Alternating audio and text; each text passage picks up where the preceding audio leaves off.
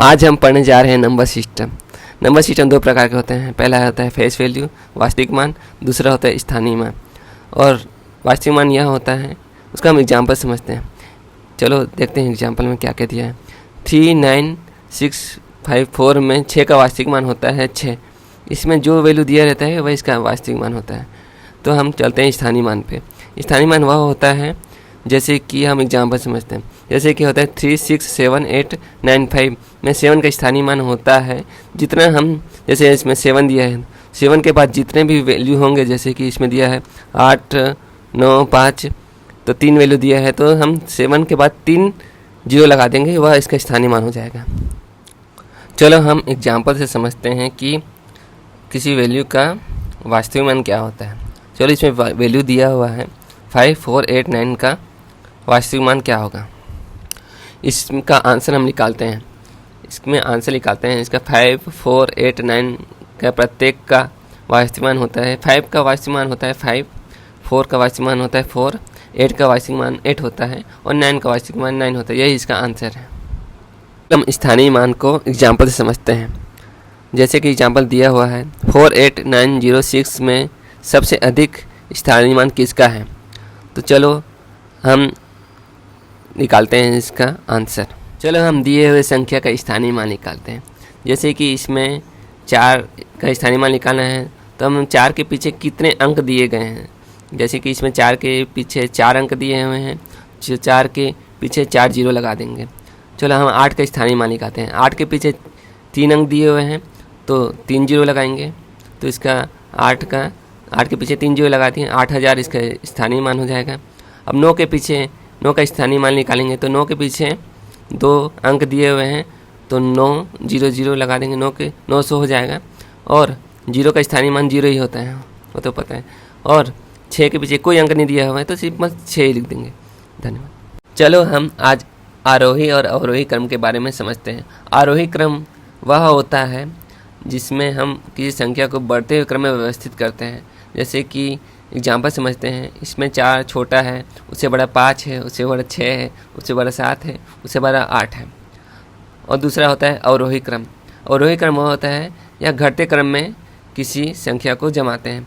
जैसे कि हम समझते हैं 8 बड़ा है, उससे छोटा 7 है, उससे छोटा 6 है, उससे छोटा 5 है, उससे बड़ा 4 है। चलो हम आरोही क्रम को अनदर एग्जाम्पल से समझते हैं। इस एग्जाम्पल दिया है निम्नलिखित संख्याओं को आरोही क्रम में व्यवस्थित करें और चौथे स्थान पर आने वाली संख्या को ज्ञात करें।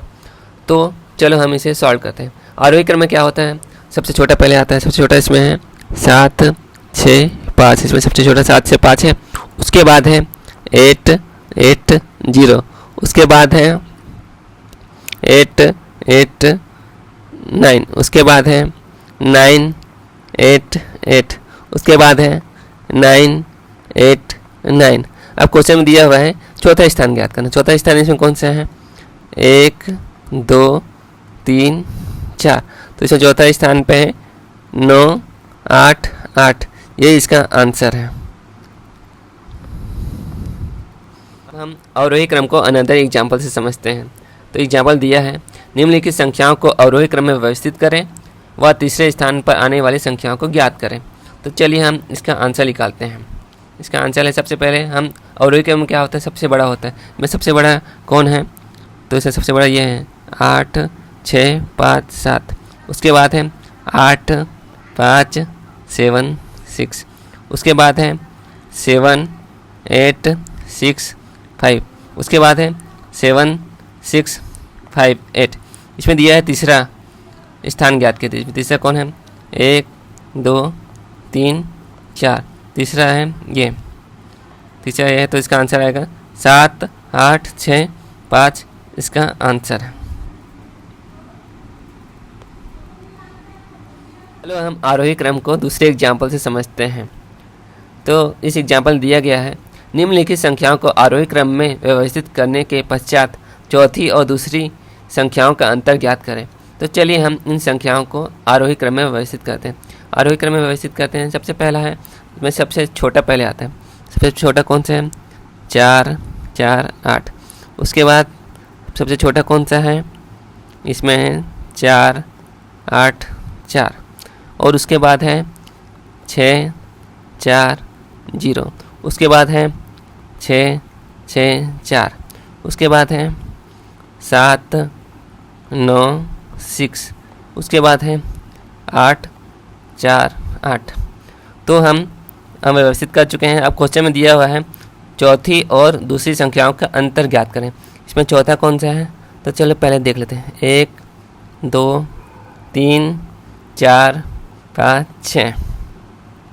चौथा कौन सा है, 6 6 4, और दूसरा कौन सा है, 4 8 4। तो इसका अंतर होगा 180। ये इसका आंसर है। आरोही क्रम का एक अनदर एग्जाम्पल से हम इसे समझने की कोशिश करते हैं। तो इस एग्जाम्पल दिया है अंक 5 6 व 7 से सभी संभव संख्याओं का निर्माण करें जबकि किसी अंक की पुनरावृत्ति न हो, और सभी संख्याओं को आरोही क्रम में व्यवस्थित कर अंतिम स्थान पर आने वाली संख्याएं ज्ञात करें। तो चलिए हम इन संख्याएं दी गई हैं उनको आरोही क्रम में भी जमाते हैं और संख्याएं भी निकालते हैं। तो अंक दिया हुआ है हमें 5 6 और 7। इससे निर्मित संख्याएं ज्ञात करते हैं। 5 6 7, 5 7 6 और 6 5 7 और 6 7 5 और 7 5 6 व 7 6 5। तो हम इसे आरोही क्रम में व्यवस्थित करते हैं। तो आरोही क्रम में सबसे पहले क्या होता है, सबसे छोटा आता है। सबसे छोटा कौन सा है, 5 6 7, और उसके बाद है 5 7 6, उसके बाद है 6 5 7, उसके बाद है 6 7 5, उसके बाद है 7 5 6 व 7 6 5। और इसमें सबसे अंतिम अंक है 7 6 5। ये इसका आंसर है।